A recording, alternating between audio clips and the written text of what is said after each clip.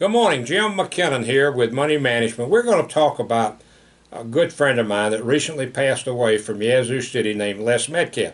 Now, if you're not from Yazoo City, you may want to watch this anyway because Les was a great guy, and some of you may know him through other avenues. But if you don't want to listen about Les and you didn't know him, that's perfectly okay. This Les was Mr. YHS, and this is his. Can you get a good picture of that, Kim?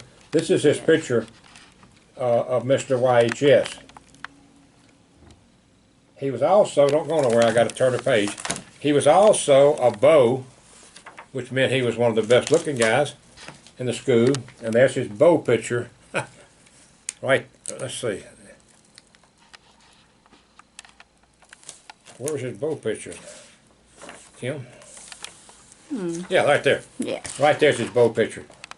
But Les was an absolute, he also was best tackler and blocker on the football team.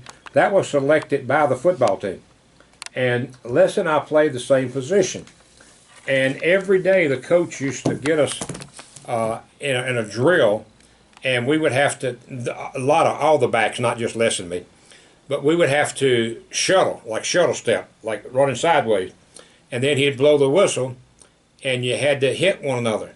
Oh, I hated to go with Les. He knocked my block off. You know, I would try to screw around and let somebody else go with Les, and I'd get somebody that didn't hit so dang hard, but most of the time I ended up going with Les. And he was a phenomenal football player, a phenomenal person. And I remember one time we were down on the coast. I don't even know what we were doing down there. I have no clue. But anyway, we ran into two girls from Jackson, Murray. And one's name was Sarah, and the other one, I think it was Nancy. Anyway, Nancy was tall and thin, and Sarah was short and well built, very well built. Anyway, we just kind of hooked up with them and started walking the beach together. And you can guess who got Sarah, right? Les. Yeah, okay. Now, I didn't see Sarah for a long time. Well, one more story about Sarah. Les and I were out at the reservoir one day, and I don't know what we were doing at the reservoir, but all of a sudden, I hear somebody from across the road, Leslie, and all of a sudden, Sarah was a very vivacious girl. She comes running up, jumps on him, wraps her legs around him, and Les had a favorite saying he used to always say when we were playing football. He'd say, "Stick 'em, snake," which means, you know, hit the guy hard. Well, I didn't think. It just came out. I said, "Stick her, snake." And she got tickled. He got tickled. He dropped her, fell on top of her. Oh, Lord, he done killed her. But she was okay. And I didn't see Sarah for, I don't know, she was a couple of years younger than Les and me. I didn't see her for years. And one night we were having a party at my apartment in Hattiesburg, which is Southern Miss. And my roommate was Vincent Jesse, who's also a Yazoo City guy, finished in '64. And Vincent had a date with Sarah.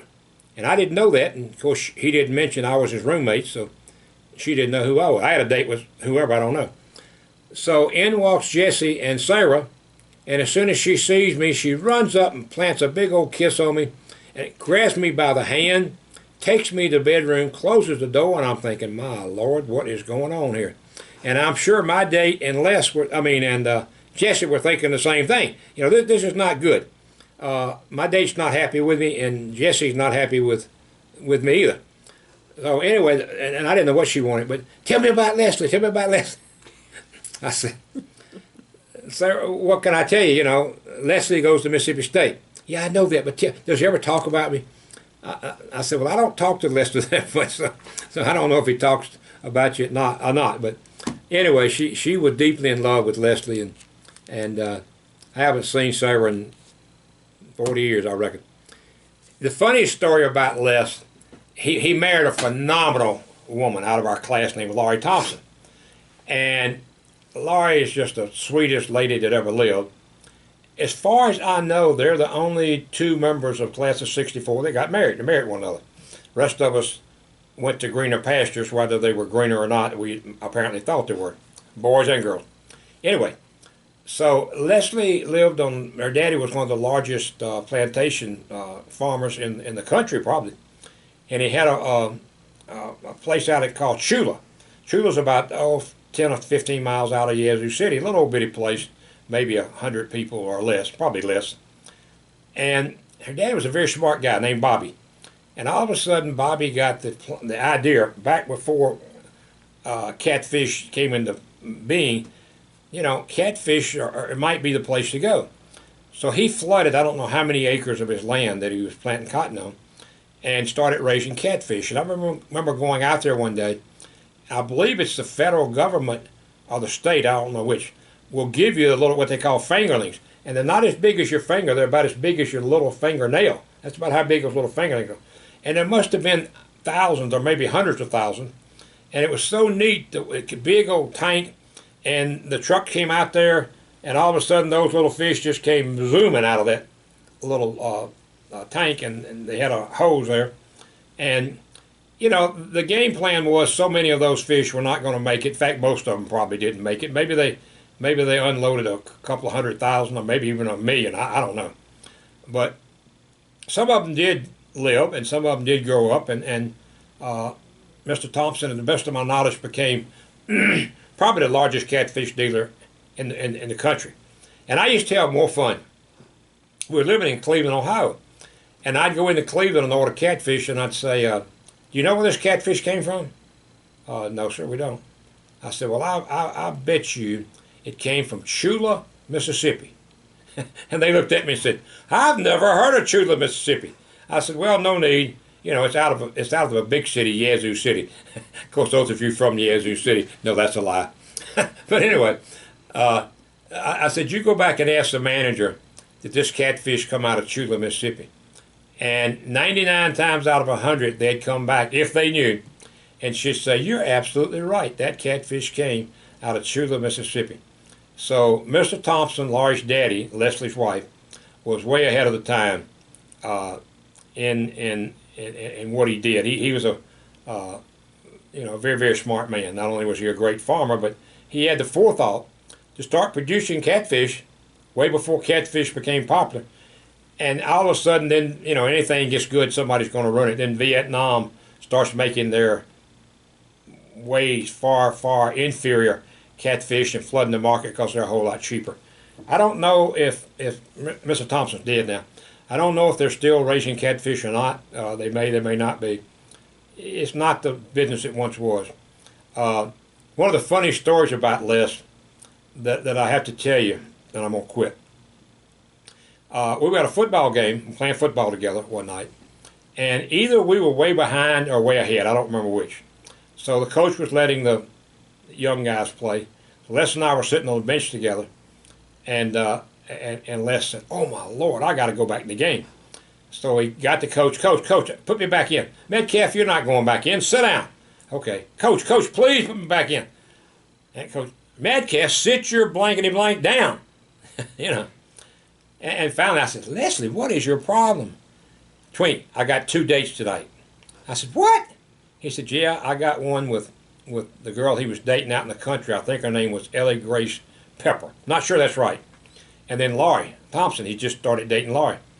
And he said, I got a date with both of them to the dance tonight after the football game. He said, I got to get back in so I can get hurt.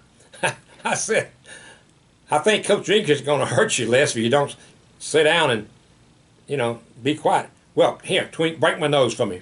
Want me to break his nose? Here, hit me in the nose, break my nose. I said, I'm not going to hit you. Well, I'm not going to hit you back. I said, I don't care. I'm not going to break your nose. Well, you know, after the football game back when we were in high school, and it may be the same way, you know, if you had a date with a girl or you were dating her, they would normally run out to the field to walk you off the field at the end of the game. And I wanted to be sure I watched to see what happened when these two women, Laurie and Ellie Graves, I think her name, and Ellie were coming out, both of them coming. And there's too many people and I couldn't see. So I never knew what happened on that particular night. I don't know how he got out of that with 2 dates the same night to the same dance, but apparently he worked out okay. And he ended up marrying Laurie. So Laurie got Leslie, and Leslie got Laurie, and they were just a phenomenal couple. Lived all over the world. He was with Allstate, And I know they live in Singapore. I don't know all the other places, but they just lived all over the world. Very diverse background. You know, Les and Laurie have done things that most of us, we don't even know about. I don't know what it's like to live in a big city like Singapore or other places overseas they live. They had such a wonderful life together. And Les passed away a couple of weeks ago. He was 76. He and I are the same age. I don't think he turned 77, but he would have been 77 shortly, as will I. But he died way too soon. He lived a phenomenal life. I believe he's got two daughters. One, her name was Leslie. We used to call her Little Leslie. I don't remember the other one's name, but they're beautiful daughters. And Laurie's a beautiful lady. And Laurie, you talk about somebody that took their wedding vows seriously. You know, when you get married, you say something to the effect of this: I promise to love you in sickness and in health, and richer or poor, and all this kind of stuff. You know, most people just say that, and they don't really do it. Let me tell you what, Laurie Thompson Metcalf, she did it. She did it. Les, in addition to having lung cancer, also had an eye problem. I don't quite understand what it was, but he was legally blind. And anyway, but Laurie stayed right there with him, did a phenomenal job. So Les, my friend, here's to you. I'm going to miss you. What will you give me?